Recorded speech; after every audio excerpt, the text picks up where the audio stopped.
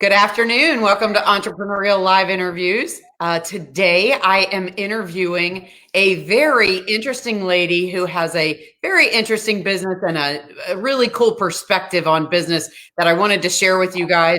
In the Entrepreneurial Live Interviews, what our purpose is to try to share stories, journeys, struggles, successes from interesting entrepreneurial people that have done what you might want to do or have experienced what problems that you might be experiencing. And our mission in sharing these things is to help you understand that everybody goes through a lot of the struggles that you've had and some things that you may not be thinking about or things that maybe you've had hurdles that you don't know how to get over. So today, this afternoon, I have this amazing pleasure to introduce you to a lady that I find just fascinating because she has gone through a lot of the struggles that we have and figured it out. So, I have Kat Harvey on today. And Kat, thank you so much for being with us. Well, thank you so much for having me, Connie. It's a pleasure to be here. Absolutely. So, Kat, share with us your story a little bit, just your journey on how you got here. Who are you? Where did you come from? What were you doing? What are you doing now? And why are you doing that? And how's it going? Right. Okay. Well, I'll start at the beginning of my entrepreneurial career, and I started back in '84. And I started a service business, and I worked in that business for 15 years. And what killed me is my failure to recognize future trends. So this is something that, I really try to keep tabs on now. So it's a little difficult to explain, but I had a tag and title service, which is nothing like a tag and title service today, because remember 1984, okay? Right.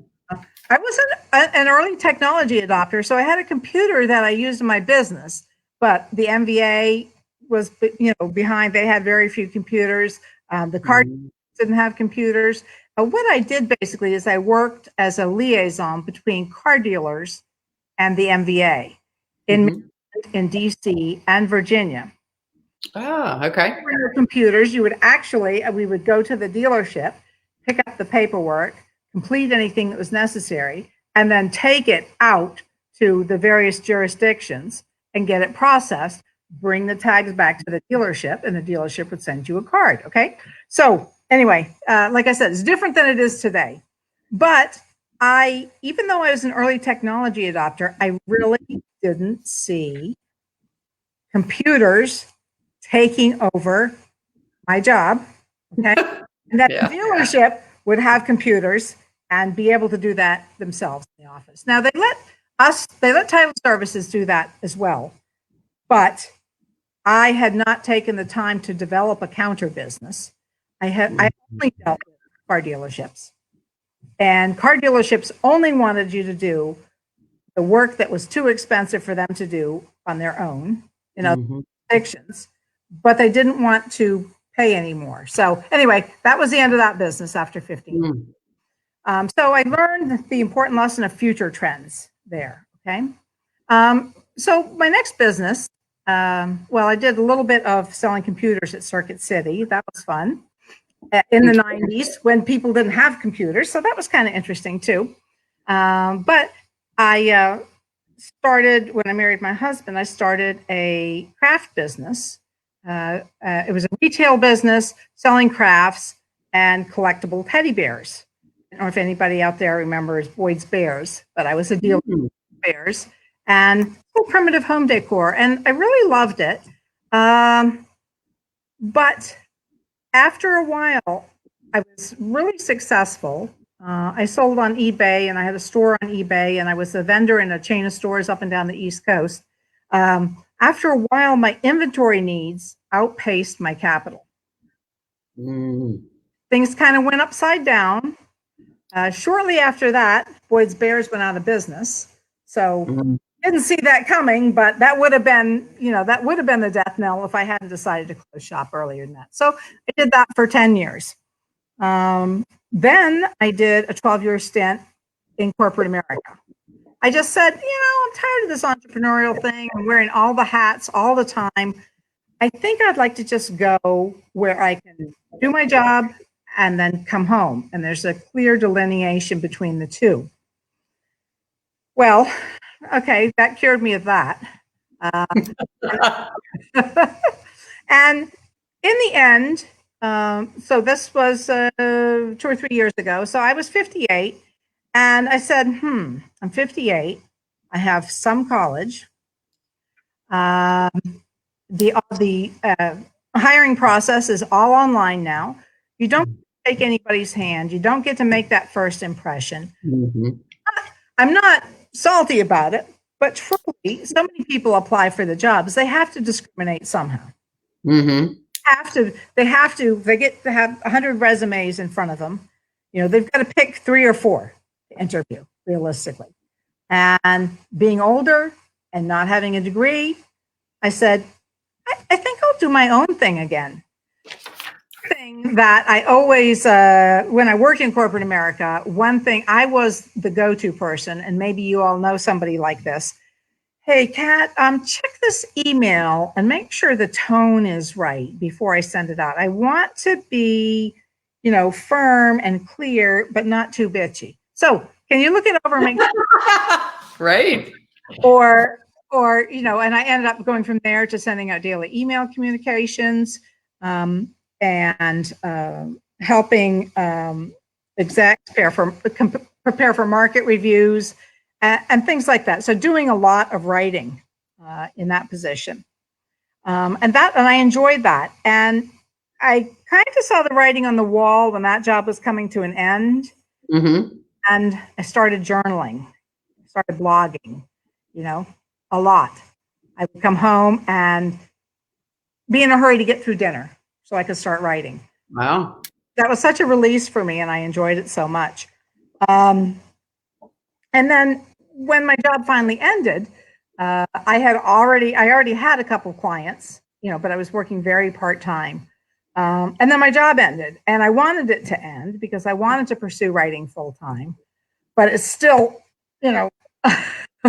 when you don't give notice, and they come for you, it's always disheartening. So I said, yeah, I never want to give anybody that power over me again.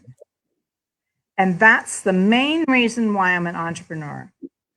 I want to rise or fall by my own actions. I don't want it to be, somebody else's choice, whether or not I'm gainfully employed. So that's my main reason. I also, in both my other businesses before, I had employees. Mm-hmm.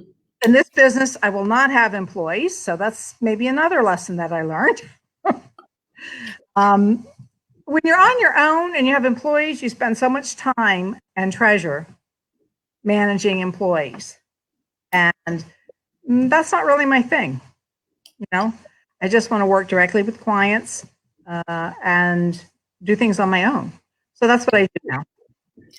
This is really cool. I mean, your journey is so interesting. Like I said when I introduced her, guys, the thing about this particular story is there's lots of pieces to this that brought us to today. And, a lot of people can track back their journey in different ways, but yours is very defining. I mean, even to the end in that conversation, at least, to saying, I don't want other people to have any control or defining where I go and what I do. And I specifically don't have employees. So I love this conversation in those respects because you've had enough opportunity in different areas to see the highs and the lows. So first of all, I wanted to talk about with you, let's go back just a little bit about the seeing future trends, because, I think that's a really interesting concept that we just haven't talked about at all. But, I think as an entrepreneur, no matter what you do, it's really hard to forecast where that's going to go. But then there's some easy pieces to forecast, like you said, that you just have to make the time to do that. So what are some processes you go through now, having had those experiences, to make sure that you are doing that? Well, I think that I was telling somebody the other day that I think the need for writers will increase and not decrease. That's a great need for writers, especially as people are not being encouraged to write. They're coming out of school without a lot of encouragement. write and to write properly and to write in a way that people will understand and in a certain tone. And I can see it when I read the work sometimes of younger writers. I think they're horrible. I just think they're young, and there's not the emphasis. When I had my stint in college, I focused on business writing and business and accounting and business related things. So shorthand didn't pan out. That was a future trend I was not aware of. But anyway, so yeah, it's been a while. But yeah, so I said, that there's going to be a greater need for writers. And so this young person said to me, nah, AI will just write it all. I was like, what? Yeah, right. Oh my goodness. So anyways, I'm already putting my marketing campaign. If you're tired of AI writing for you. Well, I mean, in truth, you're talking about young people coming out of school and not having those writing skills. I mean, shoot, they don't even write cursive anymore and everything's on the computer. So, totally a lost art. But so talk to us a little bit more about in your particular business, what you do now for your clients. What exactly is Copycat about? Okay. So I'm Cat and I write copy. That's where the name comes from. Okay. I write copy. Copywriting is something that most people don't understand. I write copy and I also create content. And that is something. So one analogy that I use to explain one of the things I do is that most people, they hire somebody to create a website. And the website designer will say, you know what? Okay, that's great. I'll go ahead and get started. I need content from you.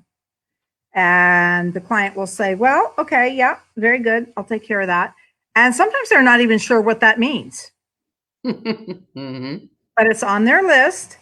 And then, before long, the web designer starts, kind of bugging them for it. I need your copy before I can move forward. I have to have something to put on the website. I need your copy. And then 8 months down the road, all of a sudden, you're really angry because you come to the realization that you've paid this web designer thousands of dollars and you have absolutely nothing. You're supposed to have a website. What's going on? Okay, so I am the missing link. Very good. The web designer and the client, and help to create the content to go on your website. So that's very good. That's one aspect. I also create blogs. I have one client who is a CEO thought leader in another state, and I write all this thought leader stuff. all his brilliant ideas he comes up with. So you're basically his ghostwriter who can make it into beautiful stories. Yeah, exactly. So anyway, I do blogging, I do articles. I also do bios and resume work, but I have a very hard time keeping up with that. So I do that. I also do different little side projects. A lot of people have YouTube videos today. They're good at doing the video part, which a lot of people aren't, but they're good at that. But they need somebody to write the descriptions and also to write marketing emails. The email that you get that says, in this short informative video, so click here and learn more, that type of thing. So will write videos and descriptions. And gosh, it's just, a lot of things, buckets for people, and proofreading. I have a lot of clients that are good writers, but I just say, look, can you look over this before I send it out? That type of thing. So, yeah. Excellent. So tell us, as you decided to start this particular business, I mean, you obviously knew the corporate world wasn't for you. And one thing that we find in these conversations is, the entrepreneurial experience that people go through either gets them in or takes them out and says, they're definitely made for the corporate world. So I love that conversation about you being in the corporate world. I'm looking down at my notes because I already have quite a few about you, but for 12 years you did that, which is incredible. I'm tenacious. I did all three of those business way longer than I needed to, Well, I like it because you definitely gave it its its due and its opportunity, but you knew that was not the place. So so you started journaling and doing blogging, and then realized, hey, this is a business. I can do this and make a living. Exactly. About that transition. I mean, obviously, they said, "Hey, it's time for you to go. We're making some changes." But you obviously jumped out and said, "All right, well, this looks like what I'm really good at. Let's just turn this into a business." So did you start marketing? You start talking to people? How did you get that going? I had already started actually writing, and I'll tell you a funny story. This is my oldest client, and I'm still with him today. So in preparation for my business, I worked with somebody that had a LuLaRoe business, and they're not allowed to have their own websites, or they weren't then. And I said to her, hey, let me write about your business. I won't charge you anything, but I can write some stuff. Maybe you can use it for marketing, maybe not, but let me write about your business. She said, oh yeah, that would be great, Kat. So she gave me all her LuLaRoe books and all of that. And I went with it, and I wrote some stuff for her. Then I happened to be on this one writing job board.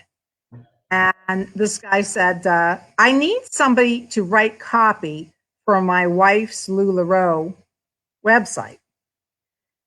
And I said, that's for me. God put that there for me. So I sent him an email. Other people were responding saying, oh, can I get paid in pineapple leggings? And, ha, ha, ha. Nobody was taking him seriously. And I said, look, I don't have much professional writing experience, but I do know how to write about LuLaRoe. You won't be sorry if you give me a try. And he said, okay, I'll give you a try. And that was, I ended up getting paid $250 for that. And I said, okay. I said, all right, game on. And I still have that client today. So, it's. And you still have that client today. That's phenomenal. Yeah. So we've gone through a couple different mutations, and the work that he gives me has changed over time. One of those ones that gives me the YouTube descriptions, videos for his clients. He's a high-powered marketing company specializing in lawyers. Wow. So that very interesting. You obviously in that particular business have your hands in all different kinds of things. And that's really cool. So tell me a little bit about how you as an entrepreneur, when you first started out, you've obviously had lots of experience with this. And usually one of the questions I ask is that, did you have this was it a career thing for your life? And obviously it has been for a long time, but tell me maybe even back to when you started your first business, that maybe some things that you didn't know when you started out, like you had this passion, you said, oh gosh, I'm going to start this business. I know this is what I want to do. And, but what is it that's obviously the theme in the 3 businesses that you owned that was your like aha about your business? Like not the business specifically, but you as an entrepreneur. Obviously there's a common theme that is, here's my happy place. This is what makes me really happy. And it's not just the writing, obviously, because you did so many various different things. But what is that makes the sunshine on you? When you get that done in your business, you're super happy. Well, let me see. I mean, I guess the common thread through all 3 businesses was, helping people. And, each of my businesses, although you could look at them and say, okay, well, they failed. They didn't really. I mean, in my first business, I learned patience and tact. And if you believe it's easy to work between car dealers and the MBA, especially in DC, and this was before, this was back, so like I said, this was back in the 80s. And I'm down in DC trying to get things done. Admin building or paying somebody and they come back empty handed and having to go down and handle things myself and some scenarios, but a real exercise in patience and tact, and I have to tell you, no matter what you think, that is not, those businesses not existing today is not a failure. Those are just steps that you took. Yeah, exactly. Today. I mean, I truly believe failure is just learning steps. That's just not, it's not failure unless you stop, unless you give up. You give up, then you have, but otherwise it's nothing more than learning steps. But even when you give up, I'm also a strong believer in reinventing yourself. Absolutely.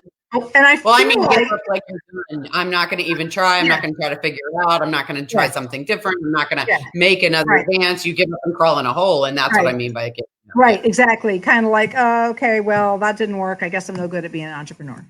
I guess right. So let's talk a little bit about, I know this is a concept that you hold dear to you and, about the entrepreneurial world. I mean, we both know that, and a lot of people listening know that, sometimes it can be very individualized and you feel like you're in your own bubble and when that bubble pops, meaning not necessarily that you don't, that business doesn't succeed, but you get stuck in a real bad spot. Maybe if people are talking bad about you online, or maybe, somebody's talking about your business, or maybe you've hit a roadblock that you just can't get around and you just are like, okay, I got to be done. Let's talk about that a little bit, because you've obviously been through a lot of experience here. And I just love that you bring all of this experience, varied experience, to our conversation. And I'd really like for you to talk about some of those roadblocks and feeling individualized and why that's not the place to be. Okay. So I'll be kind of current and say that about a year and a half ago, I decided that there's a lot of pressure in the writing world and in the entrepreneurial world to niche down. There's, rich down. Riches are in the niches and all of that. So I decided, okay, yes, very good. So my niche is going to be coaches and consultants. And I want to focus my business there. And I'm going to build a website. I'm going to do an automated, thing. And that's where I set the website up. And some of you may run into it, it's catharvey.org. Okay, so be more more an inclusive thing and without a focus on the writing. And I kind of felt like I was going down a rabbit hole. I gave it a good year. And then I got so much encouragement from so many people, clients and not, to get back to my writing. Because with this focus, it was a distraction, really. Yes, I had a couple of clients that hired me for consulting in their coaching businesses. And I like to think that I did a good job for them. But it just wasn't the abundance of clients like there is for writing. And, I do a lot of networking. And in fact, I had altered my elevator pitch saying I specialize in coaching and copywriting consulting and copywriting for coaches. And a fellow networker looked at me from across the room and he went, and he said to me afterwards, quit saying that. Just stick to your writing. People value your writing. Don't try to, and there was a lot of pressure to scale and, earn six figures and earn $10,000 a day, or, whatever they're saying at that time. And just for me to come back to myself, to my writing, and, just to say, I have maybe 4 or 5 years left to work. So I want to have this business on this huge, magnanimous scale because, why? So basically, and people may say I'm demotivated, that's fine, but basically I want to make enough money to contribute to the household as my husband is retiring, and just kind of stay there and ride this out. Again, you can feel the pressure to be, super writer, super entrepreneur, make $1 million and all of that. But, at the end of the day, you got to do what you're comfortable with and what fits in with your goals. And I've come to realize that's really not me. And a lot of that I credit to a book called Profit First.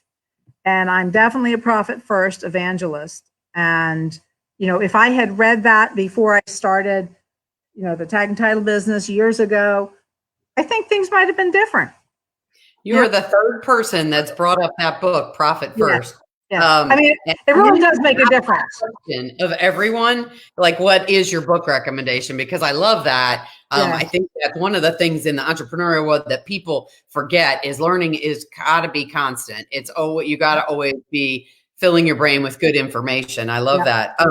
So good, really good stuff. And you know what I love is, and I'll just reiterate that it isn't about what you make for a living. It's about doing what makes you happy. And then what you need for your living, what you want in your life will come the way it's supposed to.